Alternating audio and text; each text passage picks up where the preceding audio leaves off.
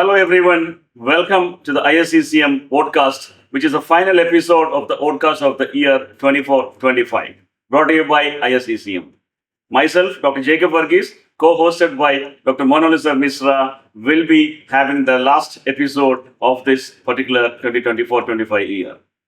With immense pleasure, let me announce that this final podcast is happening in the city of Kochi, which is the host city of Criticare 2025.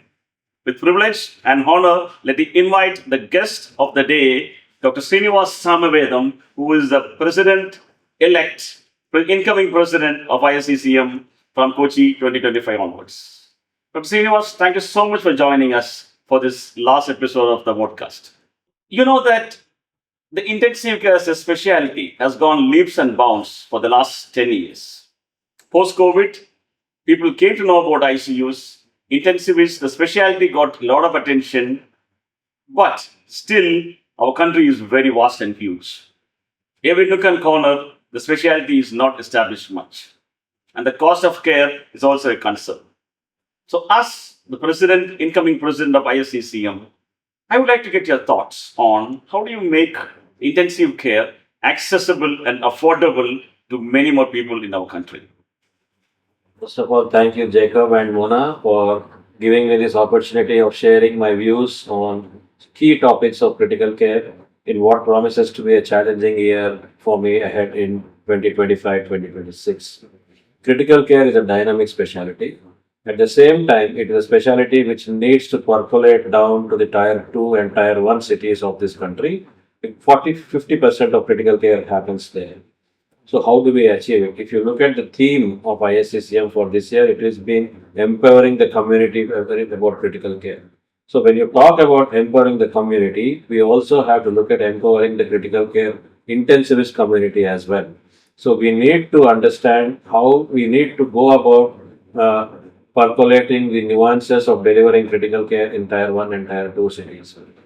Not only do we speak to them about what problems you can expect and how to troubleshoot them in terms of standardized nomograms, algorithms, and guidelines, but we also need to empower the intensivists in Tier 1 and Tier 2 cities with simulation-based training programs.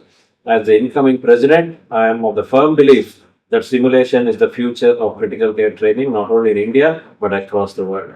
So me and my General Secretary, Dr. Sachin Gupta, have envisioned a program where we intend to do simulation-based trainings in Tier 1 and Tier 2 cities at least once a quarter, which would mean probably 4 or 5 programs in our tenure, which we think will empower the intensivists and the trainees who are growing in these cities about the basic aspects of intensive care and how to manage a patient without looking at Tier 3 cities as a transfer destination.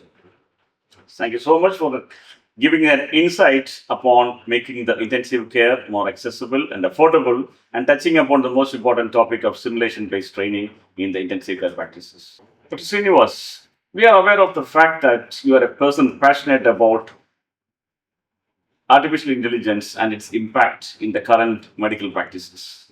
AI is transforming every specialty, including critical care medicine.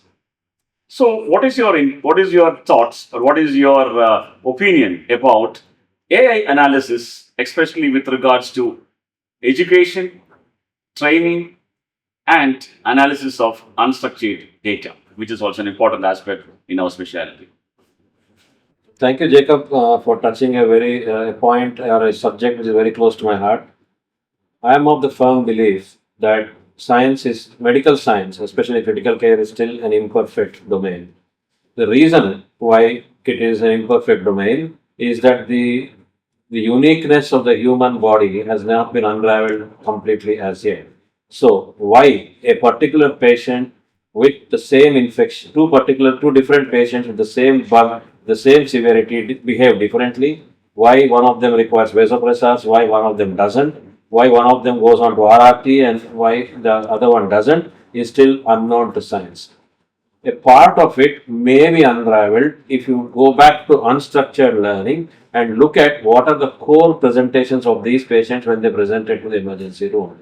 So we have to go beyond the stereotyped definitions of diseases and the stereotyped definitions of critical illness and disease processes. to understand how best we can personalize this medicine. That is where artificial intelligence would come in.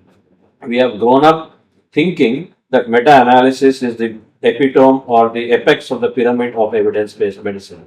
But the number of studies which are included, the quality of the studies which are included in a meta-analysis itself is a confounding factor when you believe in this entity as your guidance for evidence-based medicine. And most guidelines would look at meta-analysis as the basis for forming their guidelines. But if you have 10 times that number of data, for example, if a meta-analysis has 10,000 patients, if you look at data from 1,000,000 patients, your decision-making process would be much more informed, would be much more robust, and would be much more patient-centered. That is where artificial intelligence would come in. Not only that, when you want to prepare a student for an exam, what is the pattern of answers which the student is giving, right? If there's an AI examiner, the AI examiner will actually understand the pattern of answers which a student is giving and will try to rectify the student in saying you are leading the answer in the wrong direction. This is the answer you need to be giving. So when you want to prepare your student, a refresher course, for example, a primer course, for example, if it is done on an AI-based platform, the student will be much more informed when he goes for the actual exam.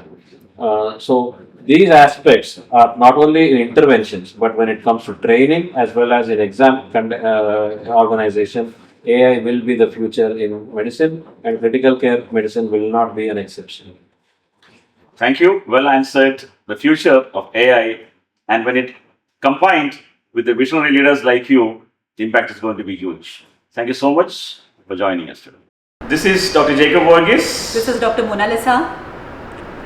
We are signing off this year's podcast 2024-25. We want to thank Dr. Srinivas for giving us this opportunity. It was an immense pleasure to interact with a host of our speakers and our audience. It was a great year.